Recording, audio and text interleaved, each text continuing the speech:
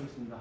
안녕하십니까? 네, 저는 명칭이 좀 긴데 군무원의 꿈을 이루어드리는 군꿈이라고 내 스스로 만들었어요. 그리고 김준영입니다. 제가 육군항공 헬기 그쪽으로 대대학까지 마치고 중령으로 입학을 했어요. 그리고 여기 원장이고 이렇게 되는데 한번 요거 잘 보이죠 현재?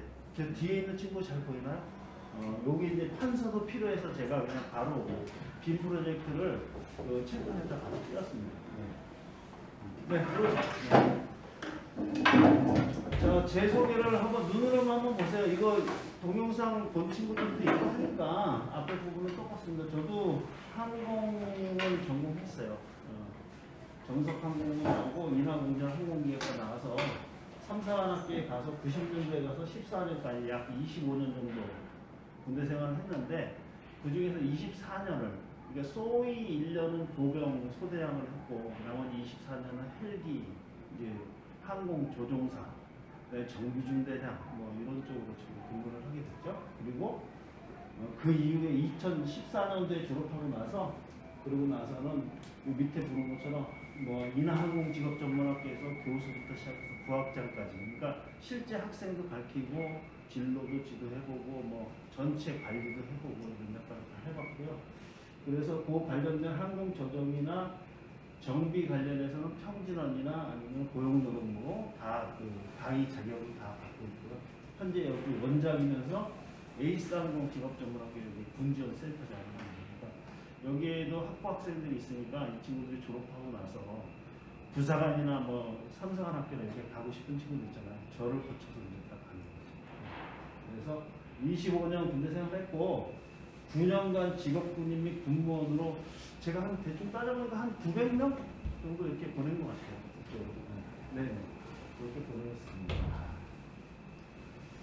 잘 안 믿어요. 여러분들 뭐 복장만 이렇게 차고 있으니까 잘 안 믿는 것 같아서 제가 사진 하나 준비했는데 이게 칠판이 가보니까 잘 안 보이는데 이 사람이 전데 확대 사진을 하나 좀 준비했습니다. 저 대대학 때 찍은 겁니다. 이게 코브라 헬기거든요. 지금은 이제 뭐 아파치가 있어가지고 코브라 헬기가 좀 세대가 좀 아래지만 그 당시에는 이제 최고의 세대죠. 공격 헬기. 그래서 거기 앞에 이제 잠깐 봤겠지만 이 뒷장에 있나요? 육군 항공 사격대회라는 거예요. 저희 때는 17개 공격 헬기 부대들이 싸워가지고 이렇게 던져가지고 1등하면 대통령상을 타는데 대통령상은 1년에 딱 2장이 나와요. 그 하나는 여러분 잘 아는 공군 타국감 부대 하나 주는 거고 또 하나는 육군 헬기 공격 헬기 부대 1등하면 하나 주는 건데 그게 딱 그러니까 어떻게 보면 한 장 대통령상을 하는데 대대장은 2년 하는데 2년 연속 제가 좀 받았습니다. 자랑할 만합니다. 사실은 왜냐하면 아직까지 그 전통이랄까 역사가 깨지진 않거든요. 어느 대대장이 2년 연속 딴 사람은 없어요. 근데 이게 왜 자랑하냐면 제 개인의 역사라기보다 우리 대대원들이 진짜 뻘통 뭉쳐서 공격 헬기 부대들은 이 사격대회가 무엇보다도 굉장히 프라이드를 걸거든요. 거기서 2년 연속 이렇게 해서 기념으로 사진을 찍는 게 있습니다. 2년 연속 제가 10년도 11년도에 덕소에 있는 107 항공대대라고 그 107 항공대대가 코브라 대대가 4개 대대가 있는데 유일하게 현재까지 사고가 한 번도 없는 무사고 전통이 계속 유지되고 있습니다. 여러분들 이것도 본 사람도 있을 거예요. 지금 이 자리에 앉아 있는 사람들은 이런 고민하고 있는 거 아니에요? 어느 쪽으로 가야 될지. 특히 또 여기 항공이 대부분인데 차량도 있고 뭐 이렇게 있는데 항공 이 친구들은 지금 요새 너무 힘들죠. 진로 잡기가 그죠? 제가 이렇게 표현해서 항공업계들이 지금 난립니다. 이 코로나 특히 코로나 이 바로 전에는요. 제가 학생들 이렇게 교육할 때 야, 그 대한항공이나 아시아항공 망하냐? 절대 안 망합니다. 이게. 근데 망하는 걸 거의 망할 정도 준해서 옛날에 아시아나가 갔거든요. 그래서 우리 친구들이 아시아나나 대한항공이 많은데 얘기를 해보면요, 그러니까 12개월 중에서 1개월이 월급을 안 줘요. 그래서 휴가를 줘. 이런 적도 있었어요. 이렇게 지금은 그거보다 더 하잖아요. 그죠? 아예 신입사원을 뽑지도 않잖아요. 그죠? 그래서 항공업계들이 굉장히 힘든 상황이고, 지금 어떻게 보면 제가 봤을 때는 항공업계 뭐 이런 쪽으로는 진짜 소나기가 내리는 거예요. 소나기. 우리가 이제 보슬비가 내린다 그러면 보슬비는 좀 운치 있게 맞기도 하고 연예인끼리 맞기도 하고 하는데, 소나기를 맞고 있다? 이건 좀 멍청하다. 잘못됐다는 이렇게 생각해요. 소나기는 피해야 됩니다. 그죠? 그 순간이 지나고 나면 다시 맑아질 거니까. 분명히 항공 정비가 됐건 차량이 됐건 있잖아요. 전부 다 맑아지게 돼 있습니다. 그러니까 여러분들 이 소나기 하면은 지금 시대면은 피해야 돼요. 피하는데 그냥 아무데나 피할 수는 없잖아요. 그지? 근데 피하는데 어디로? 안정적이고 경력 관리가 되는 곳, 또는 바깥의 상황이 안 좋으면 어떻게 해요? 계속 근무할 수 있는 곳. 그러니까 저는 추천해 주는 게, 우리 항공 이렇게 후배들한테 추천해 주고 뭐 차량 추천해 주는 게 부사관 있죠? 군대 안 갔던 지금 부사관 괜찮습니다. 그리고 이렇게 여러분들처럼 항공 공무원이나 차량 공무원 추천해 줍니다. 여러분들 몇 살까지 살 것 같아요? 저는 무조건 제가 120살까지 살 것 같거든요.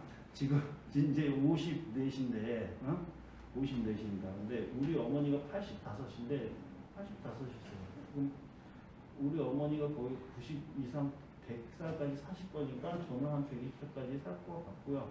아니면 100살까지 산다 그래도 여러분들은 무조건 최소한 120살 삽니다. 운이 나쁜 사람은 150살까지 살아야 돼요. 운이 나쁘다는 표현을 왜 했냐면, 노 교수들한테 물어보니까 인생에서 가장 힘들 때가 언제냐? 이렇게 물어보니까요, 공통적으로 얘기하는 분들이 8, 90세 된 교수들이 하는 얘기가 뭐냐면, 자기가 경제 활동이 끝났어요. 지금 무슨 말이에요? 돈을 이제 못 벌어. 그러고 나서 죽을 때까지. 그때가 가장 인생에서 힘든 시기예요. 여러분 그 시기 아니잖아요. 그죠? 지금 여러분들한테 물어보면 인생에서 가장 힘든 시기 언제라고 생각해요? 그러면 지금이라고 할 거야. 그지? 근데 지금은 힘든 거 아니에요. 그 시기에 노후 준비가 안 된 상태에서 노후를 맞이하잖아. 너무 힘들다. 그리고 여러분들은 뭐예요? 4차 산업혁명 시대를 지나가야 돼요. 지금 여러분 처음에 오고 있잖아요. 그죠? 근데 4차 산업혁명 시대에는요, 현존하는 직업의 50%가 없어진다. 그러니까 지금 다니면서 이렇게 직업 뭐 일하는 사람들 보이잖아요. 2명 중에 1명은 없어지는 거예요. 그러니까 좀 직업을 선택할 때 없어지지 않는 직업을 선택하는 게 무엇보다 중요해요. 근데 이 군인이나 군무원이라는 직업군 자체는 어떨까요? 언제 시작됐을 것 같습니까? 저는 뭐 이게 제가 얘기하는 게 아니라 미래학자들이, 이 군인이나 군무원들이 언제 생겼냐면 인간의 역사와 같이 한다 이렇게 표현합니다. 인간이 역사가 시작되면서 군인이라는 집단이 있었대요. 군무원은 같은 집단이니까. 그렇죠? 왜 뭔가 지킬 게 있으니까 지켜야 되잖아. 그죠? 이 짐승으로부터 사람을 자기 가족들을 지켜야 되고, 또는 있는 사람으로부터 인적 국가로부터 뭘 지켜야 되고 하니까 이 군무원은 그때부터 있었고요. 언제까지? 인간의 역사가 끝날 때까지 있는 직업군이다. 이렇게 얘기해요. 그래서 여러분들 군무원을 선택한 건 잘한 것이다. 일단 이렇게 얘기하고요. 일단 군무원은 공무원이잖아요. 공무원은 수혜자입니다. 이렇게 돼서 지금 뭐 다른 것들은 제가 얘기를 안 하겠습니다. 여러분들 실제 가서 이제 개인별로 이제 군대 생활한 거 뭐 이런 거 따졌을 때 뭐 초봉이나 이런 수준이 좀 틀리겠지만 9급은 한 어느 정도 될까요? 한 2,800? 이 정도 되겠죠. 7급은 한 3,200? 뭐 이 정도. 근데 이제 군무원들, 저도 대대학 할 때 군무원이 한 10명 정도 있었거든요. 우리 군무원 중에서 이런 케이스도 있어요. 자기가 9급부터 시작했어요. 그래서 6급을 승급 대상이에요. 그래서 6급을 승급하면 되는데 승급 포기해. 왜? 그냥 전 7급으로 여기 계속 있겠습니다. 왜 지역에? 그런 제도가 있어요. 군무원. 그래서 자기가 이 지역에서 벌써 터를 닦았잖아요. 그러면 굳이 6급을 해서 딴 데로 가서 또 근무하는 것보다 그냥 여기 있겠습니다 하는 친구들도 굉장히 많아요. 그러니까 군무원들은 이 급수별로 이 호봉이나 뭐 이런 차이에 대한 월급 급여 차이가 그렇게 크진 않아요. 그래서 그냥 현직에 있는 케이스도 많이 봤습니다. 군무원은 다 알죠? 영어로는 이렇게 되어 있고요. 군대 내에서 복무하는 특정직 공무원입니다. 군대 내에서 근무하는 특정직입니다. 그러니까 일반직이 아니라 특정직이에요. 그래서 특정직이면 뭐야? 그냥 임시직인가? 뭐 이렇게 생각하는 사람도 있는데 우리 검사, 판사, 그 다음에 경찰, 선생님들 다 특정직.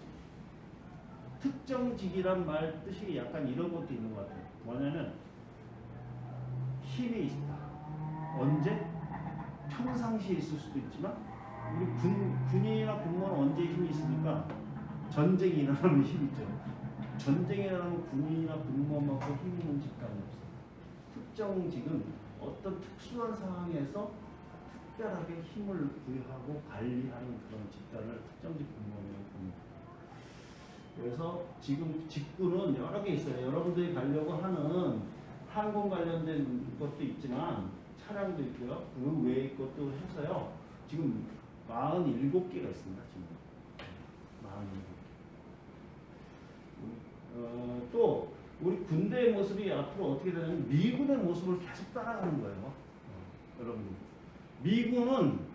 미군의 그냥 단순하게 얘기하면 반은 군무원이에요. 반은 군인이에요.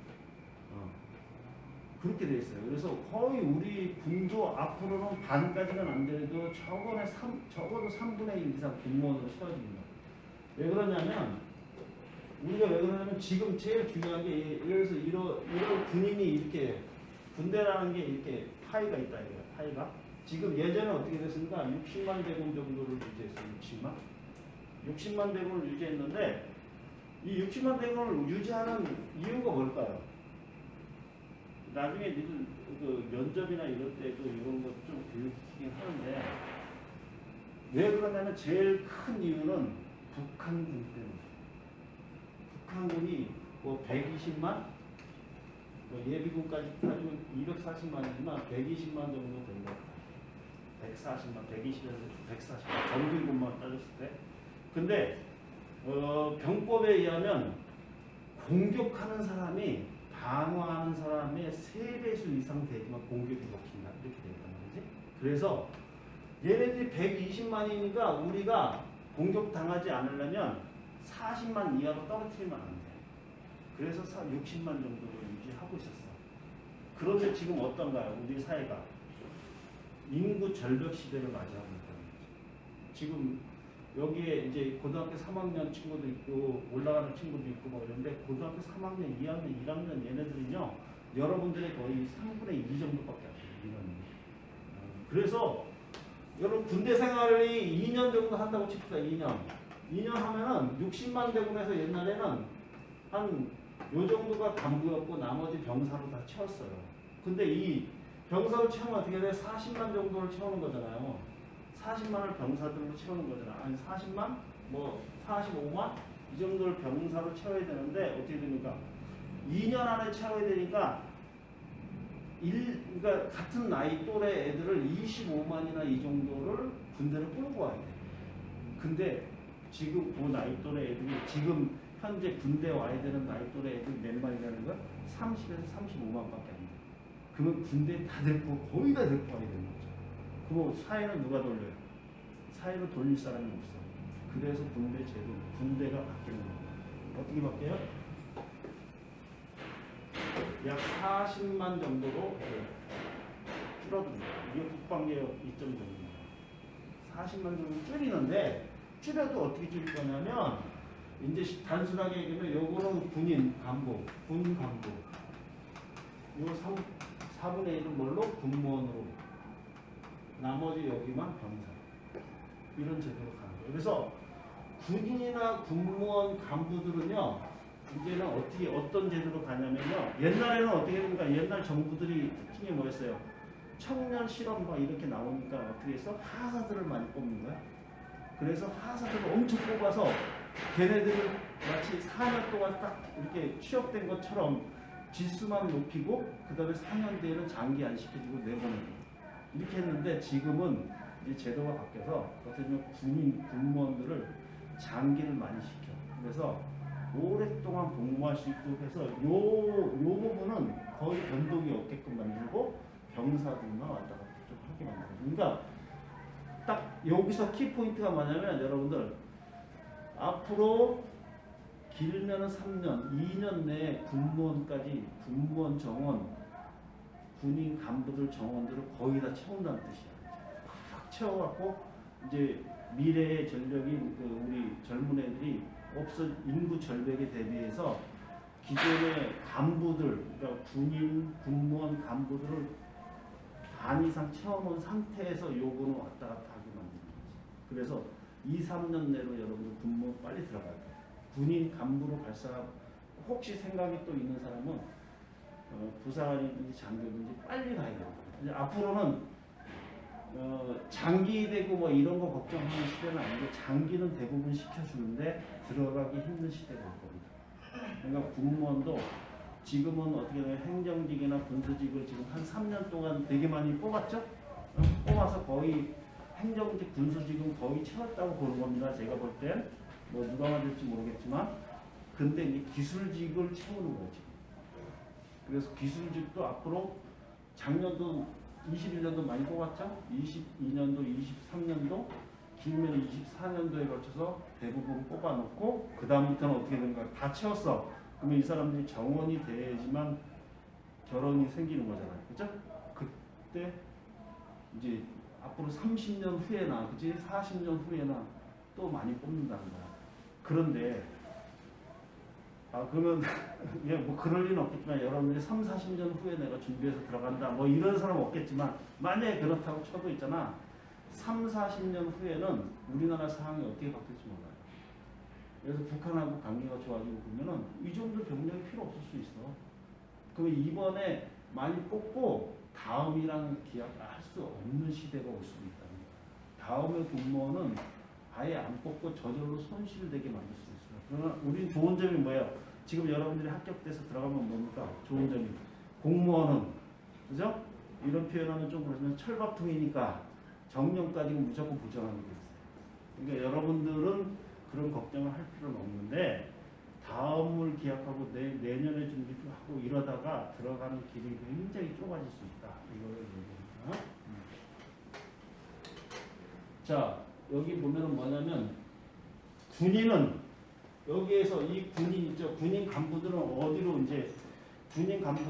가냐면 진짜 싸우는 현장으로 보내고 이 군인들이 잘 싸울 수 있도록 서포트하는 건 군무원으로 채우겠다 이런 뜻인 거죠. 그래서 군 간부와 군무원들은 변동이 없게끔 이 사람들이 거의 20만 이상을 딱 채우게끔 하고 나머지 병사들만 20에서 25만 정도를 유지하게끔 이렇게 바뀌는 겁니다. 자, 요것도 좀 중요하죠. 2020년도에 제가 한번 뽑아보니까 2020년도에는 최초에 이제 그러니까 예를 들어 지금 22년도잖아요. 21년도 그러니까 전년도 한 12월쯤 되면 행안부에서 각 부처 행안부가 이제 돈들을 갖고 있고 뭐 이런 전체적인 판단을 하는 데니까 거기서 야 국방부는 말이야 이번에 부사관 포함해서 군무원들을 어느 정도 요 정도 인원을 좀 뽑아 하고서 딱 대충 민원을 딱 던져줘. 이게 뭐냐면 그 정도 예산을 줄게 이런 뜻인 거예요. 그렇게 줘. 이렇게 한 부사관 1000명을 제외하고 군무원 5100명 정도 이렇게 6000명 정도를 이렇게 줬단 말이야. 2020년도에. 근데 결국은 최소 뽑은 게 4100명이 뽑았어요.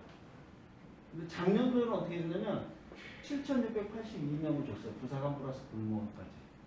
근데 얼마 뽑았냐면 6490명을 선발했어요. 그래서 한 97% 거의 이제 맞춰지고 있어 서로 간에. 그 전에는 좀 잘 안 맞았는데 그죠? 맞춰지고 있어. 올해는 어떻게 되냐면 여러분들 알고 있나요? 올해 행안부에서 4566명을 뽑아. 이번에는 부사관은 빼고 군무원만 딱 이 정도 인원을 줬어. 그래서 그 범주 안에서 거의 뽑아요. 근데 이제 뭐 6번에 제가 전화해보니까 아, 그거는 뭐 행안부 얘기고요. 저희들이 필요하면요. 더 뽑을 수도 있고, 뭐 안 뽑을 수도 있고. 이렇게 얘기를 하지만, 그거는 이거 그냥 자기가 자기 뇌피셜이고, 일단 돈이 따라와야 되잖아. 뽑았는데 돈 못 주면 안 되잖아요. 그죠? 그래서 거의 올해는 요 정도 4,430명. 그러면 어떠냐? 작년 대비 거의 2,000명이 줄은 거예요. 2,000명이 줍니다. 근데 이 2,000명의 대부분이 누가 적을 거냐? 제 생각은 거의 행정 군수직에서 많이 줄어들 거예요. 기술직도 물론 줄긴 하지만 폭 자체가 차이가 날 거예요. 왜? 행정 군수직은 작년까지 해서 3년 동안 엄청나게 뽑았거든요. 예상보다. 행정 군수직의 군무원 자체가 거의 없어. 티오 자체가 옛날에.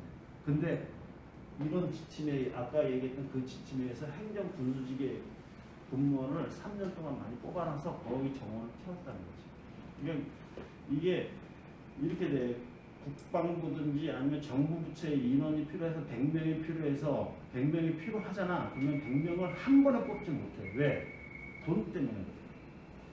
예산을 갑자기 100명분을 증액할 수가 없어요. 그렇기 때문에 한 2, 3년에 걸쳐서 증액해주고 거기에 따라서 증원하고 이렇게 따라가는 거거든요. 근데 이제 기술직은 어떻게 됐나요? 작년도에 비로소 인원이 확 늘었어요. 4배로 늘었어요. 거의 항공 차량직 4배로 늘었어요. 그래서 요게 한 3년을 갈 것이다. 제가 3년 안에 여러분들 무조건 들어가야 돼요. 근데 다행스러운 거 있잖아. 다행스러운 건 뭐냐면 행정직구는 워낙에 티오가 없는데 갑자기 이만 뽑았네? 그러니까 이 인원들이 앞으로 3, 40년 후에 정원이 되겠지만 손실 자원이 생기는데 기술직은 어느 정도 뽑아갔어. 계속 군대에서. 그렇기 때문에 이 정도는 계속 뽑을 거고 앞으로도 지금 작년도에 이만큼 더 뽑은 거지. 그러면 어떻게 돼요? 그러니까 기술직은 다행스럽게도 계속 어느 정도 인원을 뽑을 것이다. 근데 굉장히 많이 뽑는 거는 21년도, 22년도, 23년도 정도? 이 정도까지 제가 갈 거라고 생각합니다. 그래서 올해 반드시 가세요. 이게 그 얘기입니다. 자, 군무원 시험 절차는 여러분 다 할 텐데 필기 봐죠? 필기 봐서 육군은 130%, 나머지 군은 국방부 포함해서 150%를 선발했어요. 1.5에서. 근데 이게 뭐 틀려질 수도 있어요. 그렇죠? 올해 모집계 나와봐야 되는데 4월 15일인가 나오도록 되어 있죠? 그래서 그때 나와봐야 되는데 뭐 작년도에도 육군도 1.5배에서 뽑을 거야 이렇게 알고 준비했는데 실제 딱 모집 공고 나오는 게 1.3배수로 뽑았어요. 육군에서. 그래서 1. 이렇게 뽑는다. 근데 이제 중요한 건 동점자까지 모두 선박하기 때문에 요걸 따졌을 때는 거의 1.5배수에서 1.7배수까지 뽑힌다. 이렇게 보시면 돼요. 신원조회 이제 하는 겁니다. 필기 학기 때문에 신원조회를 먼저 해서 신원조회를 하는데 옛날에는 뭐 사전에 8층까지 보고 막 이랬는데 지금은 순전히 개인의 범죄 사실, 그 다음에 또 개인 신용조회 이 정도만 합니다. 그래서 요거 가지고 문제되는 사람은 딱 한 명 봤어. 면접 준비하다가 신원조회 떨어져서 저 면접 못 갈 것 같습니다 하고서 가는 애가 있더라고요. 왜 그러냐? 이렇게 암만 해도 음주운전 때문에 맞습니다. 이렇게 그 음주운전 뭐 이런 것도 있는 사람들 있죠. 그런 사람들 조금 그런 사람들 고려를 해봐야 돼요. 원래는 그 지침상에는 모집 공고상에는 그게 아닌데 그것 때문에 떨어졌다는 얘기 절대 안 해줘요. 왜? 민원 소지가 있기 때문에. 근데 그런 것들이 있는 것들 다 고려합니다. 왜? 아무 이상 없는 사람이 이렇게 많은데 이상이 있고 음주운전 하는 사람은 거기 가서도 음주운전 할 수도 있잖아. 그러니까 안 봅니다. 그다음 면접 보고요. 저희는 이제 필기하고 면접도 전문적으로 합니다. 그래서 면접은 지금은 어떻게 되니까 1대, 그러니까 자기 혼자 들어가고 면접까지 3명에서 4명 정도 있는 거죠. 9급은 3명이라고 보고 7급은 4명 이렇게 된다고 보시면 다시 얘기합시다. 면접에 대해서. 그 다음에 신체 검사. 신체 검사에서 뭐 문제되는 사람은 아직까지 못 봤어요. 그냥 신체 검사는 공무원 신체 검사 그냥 이 근처에서 하는 거니까, 그죠? 그래서 자기 집 근처에 평상시에 잘 다니는 데가 있어. 근데 거기에 공무원 신체 검사 해. 그리고 그 원장님하고 좀 친해요. 우리 엄마 아빠. 그냥 그런 데 갔어요. 그런 데 가서 조금 이렇게 하면은 뭐 특별한 거 아닌 이상은 통과됩니다. 인증 과목은 다 알죠? 한국사 없는 사람 다음 주 월요일부터입니다. 다음 주 월요일부터 접수해요. 10시부터 접수인데 빨리 접수하세요. 잘못하면 늦으면 제주도 가서 가야 됩니다. 그러니까 빨리 접수하세요. 자기 집 근처에서 보고 싶은 사람들. 영어 없는 사람도 있을 때 영어는 있잖아. 지텔프 공부하고 나서 보겠다. 이거 틀렸어. 그냥 가서 봐 일단. 가서 보면 이거 3명 중에 1명은 그냥 통과돼. 32점 나와. 그러면 뭐 더 이상 공부할 필요 없잖아. 그치? 근데 봤는데 내가 29점이야. 그러면 이제 나머지 좀 더 공부하고 다음에 시험 보러 가면 돼. 그러니까 영어는 먼저 시험을 봐봐라. 한국사는 1년에 6번밖에 안 되니까. 여러분들은 이제 2월, 4월, 6월 3번의 기회가 있어요. 근데 이 6월 달께 기회가 될지 안 될지 그건 조금 미지수인데 다행스러운 건 뭐냐면 올해 시험 날짜가 7월 16일로 조금 그렇죠. 작년에 7월 24일인데 뭐 올해 7월 16일 뭐 조금 땡겨지긴 했지만 그래도 예상보다는 조금 늦어졌어요. 그래서 아마 내 생각엔 인정이 될 것 같아요. 6월달. 근데 6월달 한국사 시험은 특징이 뭡니까? 심화만 되죠. 심화. 1, 2, 3급만 볼 수 있어요. 그래서 저 같으면 공무원 준비한다 그러면 심화로 공부할 것 같아요. 아예 심화로 공부해서 2, 4, 6, 3번을 그냥 노리는 거죠. 근데 2월달, 4월달 거 기본으로 준비하고 있다가 갑자기 다 떨어졌어. 그래서 6월달 거 심화로 하려면 그냥 머리 아프잖아. 그치? 그렇게 좀 하시고. 그러면 토익도 들어가지 않나요? 네? 토익이요. 토익도 토익도 뭐 괜찮고요. 근데 이제 우리가 접근하기에 지텔프가 좋으니까 없는 사람들을 위해서 제가 그렇게 설명합니다. 지텔프는 몇 년 안에 유효기간 유효기간 뒤에 나와요.